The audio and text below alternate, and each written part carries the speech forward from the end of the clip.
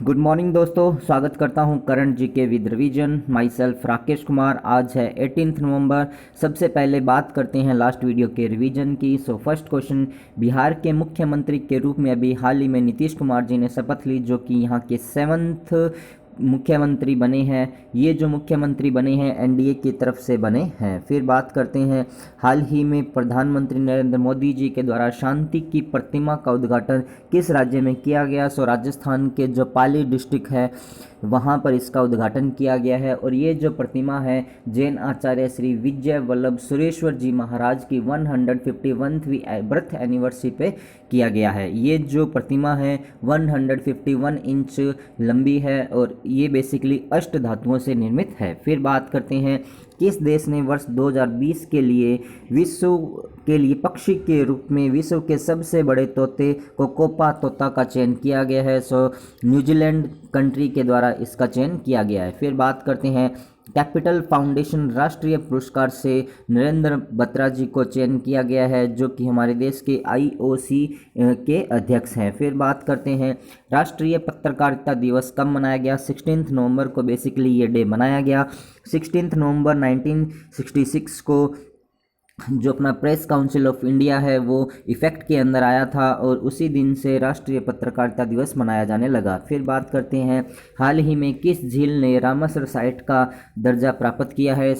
महाराष्ट्र की लोनार लेक और उत्तर प्रदेश की जो कैथम लेक है उसने ये दर्जा हासिल किया है। अभी प्रेजेंट टाइम में इंडिया के अंदर 41 रामसर साइट प्रेजेंट है। ये आपसे एग्जाम में क्वेश्चन पूछा जा सकता है कि प्रेजेंट टाइम में इंडिया के अंदर कितनी रामसर साइट्स प्रेजेंट है, या फिर ये भी पूछा है कि अभी प्रेजेंट टाइम के अंदर कितनी लेक्स या फिर कितनी साइट्स को रामसर साइट्स का स्टेटस मिला है। इसका राइट आंसर होगा 4th जो साइट्स हैं उनको इसका स्टेटस मिला है। फिर अपने बात करते हैं, किसने तुर्की ग्रैंड प्रिक्स 2020 जीती? लेविस हैमिल्टन के द्वारा ये जीती गई है और इस सीजन की ये उनकी 10th नंबर की विक्ट्री है। फिर बात करते हैं, 2018 की रिपोर्ट के अनुसार कौन सा राज्य का लिंगानुपात सबसे ज़्यादा अच्छा है? अरुणाचल प्रदेश जो राज्य है इसका लिंगानुपात सेक्स रेशियो है वो सबसे ज़्यादा अच्छा है, जो 1084 इसका सेक्स रेशियो है। फिर बात करते हैं आज की वीडियो के फर्स्ट क्वेश्चन की। हाल ही में किस बैंक ने मुंह बंद रखो अभियान स्टार्ट किया है? इसका राइट आंसर होगा HDFC बैंक ने ये एक कैंपेन लॉन्च किया है, जो कि साइबर जो फ्रॉड्स होते हैं उनकी अवेयरनेस को जागरूकता को बढ़ाने के लिए बेसिकली ये कैंपेन स्टार्ट किया है। और अभी हाल ही में HDFC बैंक के द्वारा स्मार्ट हब मर्चेंट सॉल्यूशन 3.0 भी स्टार्ट किया गया था। यदि अपने यहाँ पर HDFC बैंक की बात करते हैं तो इसका जो फुल फॉर्म होता है हाउसिंग डेवलपमेंट फाइनेंस कॉरपोरेशन होता है, जिसकी स्थापना 1994 के अंदर हुई थी और इसके जो फाउंडर है वो हंसमुख भाई पारेख जी हैं और प्रेजेंट टाइम में इसके MD and CEO Sashidharan Jagdishan ji है। इसका हेडक्वार्टर मुंबई महाराष्ट्र के अंदर प्रेजेंट है। और इसके स्लोगन की बात करते हैं तो वी अंडरस्टैंड योर वर्ड इसका स्लोगन है। फिर बाकी के जो ऑप्शन है उनकी बात करते हैं, जैसे इंडसइंड बैंक की बात करते हैं तो अभी हाल ही में इसने इंडिया का जो पहला फ्रेम एग्रीगेटर बैंक जो बना है वो यही बना है। ICICI बैंक की बात करते हैं तो स्टार्टअप 2.0 स्कीम इसके द्वारा स्टार्ट की गई। और SBI के भी हाल ही कुछ समय पहले ही नए चेयरमैन दिनेश खारा जी बने हैं। फिर ये था फर्स्ट क्वेश्चन। फिर बात करते हैं नेक्स्ट क्वेश्चन के बारे में। चुनाव आयोग द्वारा पंजाब का जो स्टेट आइकन है वो किसे नियुक्त किया गया है? राइट आंसर होगा जो फिल्म एक्टर है सोनू सूद, उनको इस पंजाब का स्टेट आइकन चुना गया है। अभी अपने यहाँ पर बात करते हैं सोनू सूद जी के बारे में। सोनू सूद ने अभी उनकी एक ऑटोबायोग्राफी आई है जिसका नाम आई एम नो मसीहा है और ये अभी हाल ही में Acer IG international ISM educate के ब्रांड एम्बेसडर भी बने हैं और यूनाइटेड नेशन के द्वारा इनको स्पेशल ह्यूमैनिटेरियन एक्शन अवार्ड से भी सम्मानित किया है। फिर बाकी के जो ऑप्शंस हैं उनकी बात करते हैं, जैसे आयुष्मान जो खुराना है उनकी बात करते हैं तो इनको भी यूनाइटेड नेशन का जो एडवोकेटरी है उसका brand celebratory advocate brand ambassador चुना गया है। और बजाज अलायंस लाइफ है उसका भी ब्रांड एम्बेसडर ये बने हैं। अमिताभ बच्चन की बात करते हैं तो जो GST है गुड्स एंड सर्विस टैक्स उसके ब्रांड एम्बेसडर बने हैं। आमिर खान की बात करते हैं तो जो CEAT टायर आता है और जो अपना एजुकेशन है ऑनलाइन वेदांतु उसके भी ये अभी ब्रांड एम्बेसडर बने हैं। सो अपनों ने यहाँ पर बात की है पंजाब स्टेट के बारे में। सो सबसे पहले अपने बात करते हैं पंजाब के बारे में। यहाँ पर आपको इंडिया का मैप शो किया गया है और ये वाला जो पोर्शन आपको शो किया गया है वो पंजाब का शो किया गया है। सो पंजाब के साथ इंडिया के डिफरेंट स्टेट जैसे कि जम्मू हुआ, हिमाचल हुआ, हरियाणा हुआ और राजस्थान के साथ इसकी बाउंड्री टच होती है। इसी के साथ साथ इंटरनेशनल बाउंड्री जो है पाकिस्तान के साथ इसकी टच होती है। फिर अपने बात करते हैं पंजाब के बारे में। सो यहाँ की जो कैपिटल है वो चंडीगढ़ है। चीफ मिनिस्टर यहाँ के कैप्टन अमरिंदर सिंह है। गवर्नर यहाँ के वीपी सिंह बंदोरे जी है। एनिमल यहाँ का ब्लैक बक काला हिरण और बर्ड यहाँ का बाज है। फिर बात करते हैं यहाँ पर जो डांस है वो भांगड़ा और गिद्दा होता है। National park Abohar national park है, Harike national park, Jhajjar Bachauli national park, Bir Moti Bagh जो है, फिर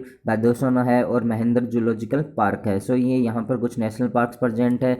और यहाँ की जो विधानसभा की सीट्स की बात करते हैं तो 117 सीट्स, लोकसभा की 13 और राज्यसभा की 7 सीट्स यहाँ पर प्रेजेंट है। फिर बात करते हैं करंट न्यूज़ ऑफ पंजाब के बारे में। सो यहाँ की पहली महिला मुख्य सचिव बनी है जो विनी महाजन बनी है। यहाँ पर अभी कोविड-19 के दौरान घर घर निगरानी ऐप को लॉन्च किया गया, कोवा पंजाब ऐप लॉन्च किया गया था।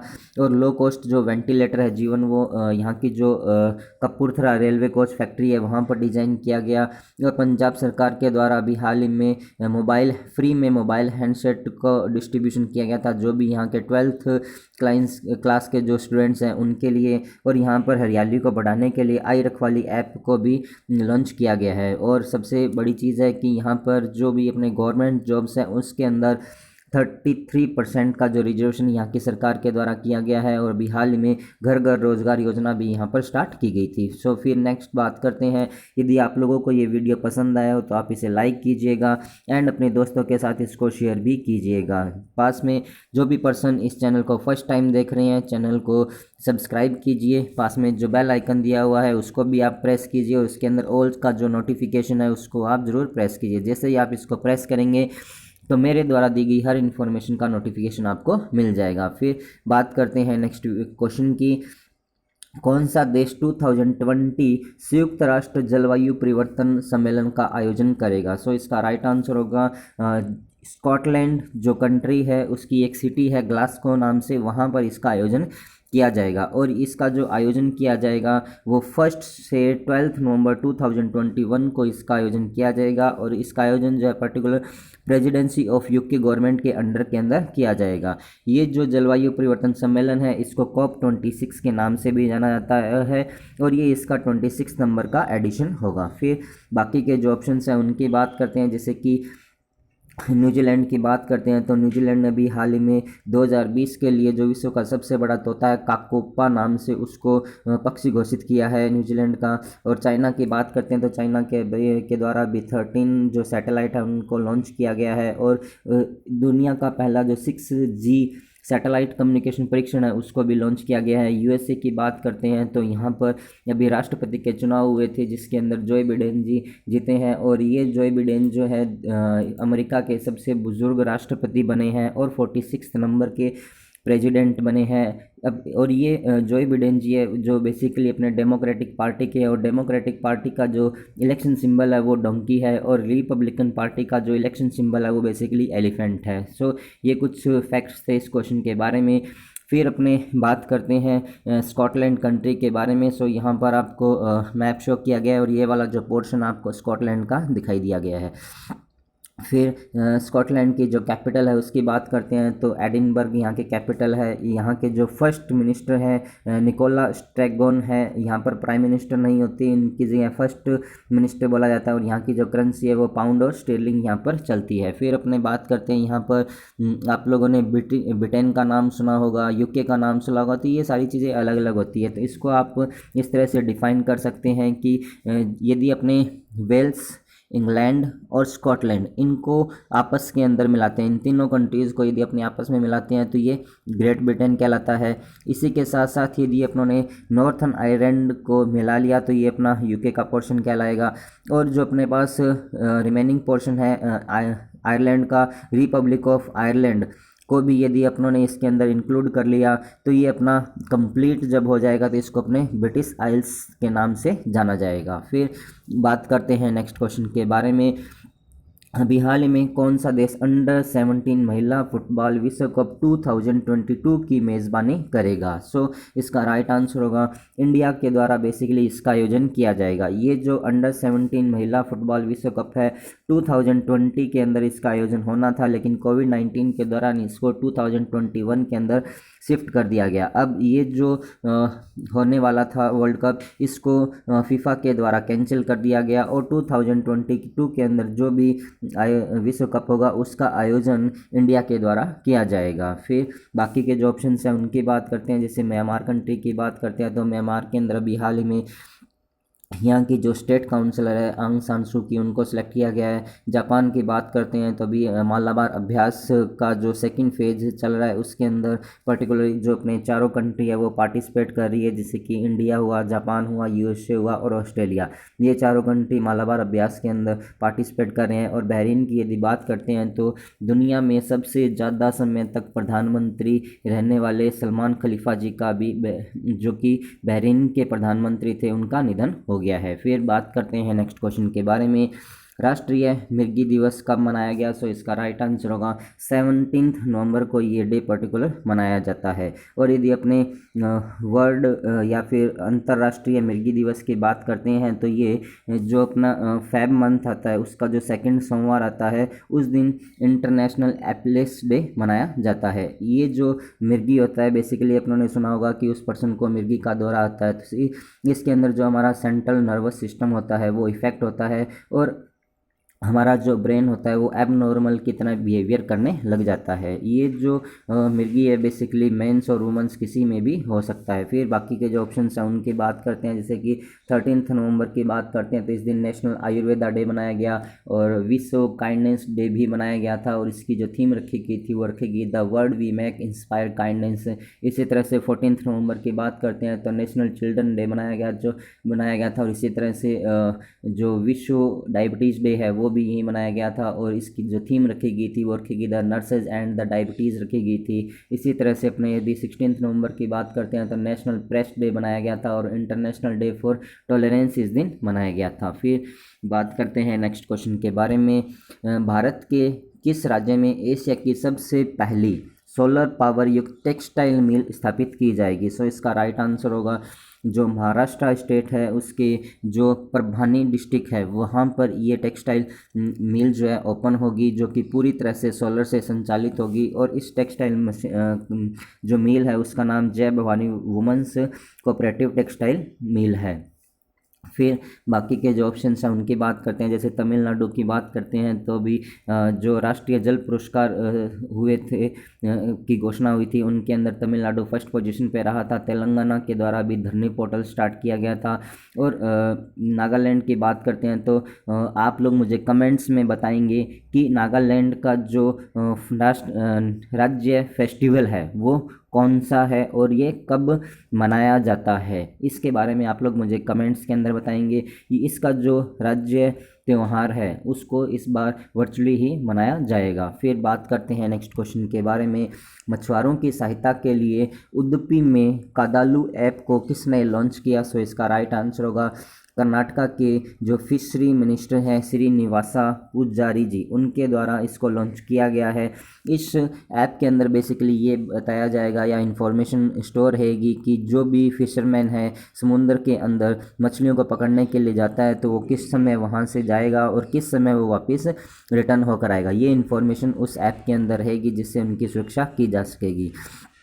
फिर ये जो उडुपी है बेसिकली कर्नाटका के अंदर प्रेजेंट है। और बाकी के जो ऑप्शंस हैं उनकी बात करते हैं। जैसे राजनाथ सिंह जी की बात करते हैं तो अभी इन्होंने एंटी सैटेलाइट जो मिसाइल है उसका जो मॉडल है उसका उद्घाटन या फिर उसको इस्टेब्लिश किया था DRDO के मुख्य भवन के अंदर। गजेंद्र सिंह शेखावत ने अभी राष्ट्रीय जल पुरस्कारों की घोषणा की थी और नरेंद्र मोदी ने अभी बात करते हैं तो जो एशियान सम्मेलन हुआ था उसके अंदर भारत की तरफ से अध्यक्षता की थी। फिर बात करते हैं नेक्स्ट क्वेश्चन के बारे में। मास्टर्स गोल्फ टूर्नामेंट 2020 का खिताब किसने जीता? राइट आंसर होगा डस्टिन जो जॉनसन है, उन्होंने ये पुरस्कार या जो भी खिताब है उन्होंने जीता है और ये अमेरिकन गोल्फर है। और अमेरिका ने बेसिकली ये जो टूर्नामेंट है 18 ईयर के बाद जीता है। इससे पहले ये जो पुरस्कार है बेसिकली जो टाइगर वुड्स है उनके द्वारा ये पुरस्कार जीता गया था। फिर सोफिया पोपोवा की बात करते हैं जो कि जर्मन गोल्फर है और जर्मन के द्वारा पहली बार ब्रिटेन ओपन का खिताब जीता गया था। सदत रहमान की बात करते हैं तो ये बांग्लादेश के एक स्टूडेंट है जिनको अंतर्राष्ट्रीय बाल शांति पुरस्कार से सम्मानित किया गया था। फिर बात करते हैं लास्ट वीडियोस के रिवीजन की।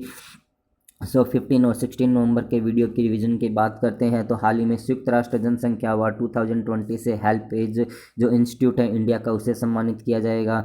किस राज्य की विधानसभा ने सरना कोड पर प्रस्ताव पारित किया? झारखंड के द्वारा। सरना कोड की यदि बात करते हैं तो इसमें कहा गया है कि जो झारखंड की एक आदिवासी जाति है, सरना के नाम से जाने जाते हैं, उन्होंने अपने को हिंदू धर्म से अलग मानते हैं और ये कहा गया है कि हमको जो 2021 के अंदर सेंसेक्स होगा, जनगणना होगी, उसके अंदर हमको अलग धर्म की मान्यता दी जाए। फिर बात करते हैं अंतर्राष्ट्रीय बाल शांति पुरस्कार जो है ये सदत रहमान जो कि बांग्लादेश के रहने वाले हैं उनको सम्मानित किया गया। भारत की ओर से 17वें एशियाई भारत शिखर सम्मेलन में नरेंद्र मोदी जी ने पार्टिसिपेट किया था। राष्ट्रीय बाल दिवस 14 नवंबर को बनाया गया। कपड़ा मंत्रालय के द्वारा लोकल फॉर दिवाली जो कैंपेन है वो स्टार्ट किया गया। कपड़ा मंत्रालय की जो मिनिस्टर है वो स्मृति ईरानी जी हैं। हाल ही में कोविड-19 मरीजों के लिए जीवन सेवा ऐप को दिल्ली के जो हेल्थ मिनिस्टर है सत्येंद्र जैन जी, उनके द्वारा स्टार्ट किया गया था। इंसोमानिया आर्मी स्टोरीज शीर्षक जो पुस्तक है उसके लेखिका रचना बिष्ट-रावत है जो कि आर्मी ऑफिसर की मिसेज है, राइटर है और पोएटर है। फिर बात करते हैं नेक्स्ट क्वेश्चन की। किस मंत्रालय ने स्वच्छ गंगा राष्ट्रीय मिशन गंगा उत्सव का आयोजन किया? मिनिस्ट्री ऑफ जल शक्ति ने नमामि गंगे के साथ मिलकर इसका आयोजन किया था। फिर बात करते हैं किस राज्य के मुख्यमंत्री ने सब्जियों के लिए भारत इजराइल के उत्कृष्टता केंद्र की आधारशिला रखी? असम के जो मुख्यमंत्री है सर्बानंद सोनोवाल, उनके द्वारा ये किया गया। और अभी हाल ही में असम के तेजपुर की जो लीची है उसको जीआई टैग भी मिला है। तंजानिया में राष्ट्रपति के रूप में जॉन मोगुलफुल को चुना गया। सरब पावर योजना को भी हाल ही में डॉक्टर हर्षवर्धन जी के द्वारा चुना गया है। इस योजना के अंदर जो भी अपने फीमेल है उनको रिसर्च के अंदर आगे बढ़ाने के लिए बेसिकली ये योजना स्टार्ट की गई है। प्लास्टिक लाओ मास्क ले जाओ नाम से एक पहल उत्तराखंड के जो देहरादून नगर निगम है उसके द्वारा स्टार्ट की गई है और उत्तराखंड के द्वारा ही अभी हाल ही में यहाँ पर एक भारत का सबसे लंबा जो मोटरबेल सिंगल लेन ब्रिज है उसका उद्घाटन किया गया है। फिर बात करते हैं कॉफ़ी विद सीएम कार्यक्रम जो है गोवा के जो मुख्यमंत्री है उनके द्वारा स्टार्ट किया गया है। और सैन वॉटसन और सैमुअल्स के द्वारा अभी अंतर्राष्ट्रीय क्रिकेट के सभी प्रारूपों से संन्यास लेने की घोषणा की गई है। पेपरलेस वर्क के लिए तैयार होने वाली देश की दूसरी विधानसभा जो है वो ओडिशा है, पहली हिमाचल प्रदेश है। इनके अंदर कुछ ना कुछ संशोधन किया जा रहा है लेकिन पूरी तरह से पेपरलेस वर्क तैयार होने वाली भारत की पहली जो विधानसभा है वो झारखंड की बनी है। फिर ये था आज का वीडियो। यदि आप लोगों को वीडियो पसंद आया तो आप इसे लाइक कीजिएगा एंड शेयर कीजिएगा। जो भी पर्सन इस चैनल को फर्स्ट टाइम देख रहे हैं करंट जीके विद रिवीजन, उसको सब्सक्राइब कीजिए और पास में जो बेल आइकन दिया है उसको आप प्रेस कीजिए। जैसे ही आप इसको प्रेस करते हैं तो मेरे द्वारा दी गई हर इन्फॉर्मेशन का नोटिफिकेशन आपको मिल जाएगा। At the last, thanks for watching. Thank you so much.